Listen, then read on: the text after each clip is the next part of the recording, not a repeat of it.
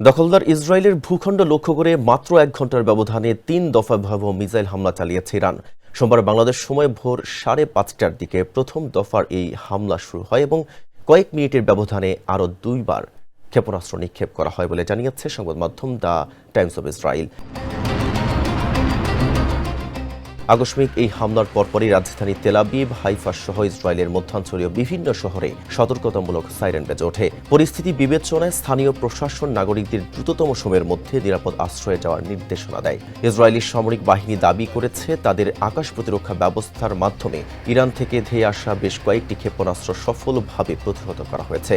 তবে আকাশে ধ্বংস করা এসব ক্ষেপণাস্ত্রের ধ্বংসাবশেষ মাটিতে ছিটকে পড়ে এক নারী আহত হয়েছে বলে দেশটির জরুরি সেবা সংস্থাগুলো নিশ্চিত করেছে। হামলার সময় তেল আবিবের আকাশে বিকট বিস্ফোরণের শব্দ ও আগুনের ঝলকানি দেখা যায়।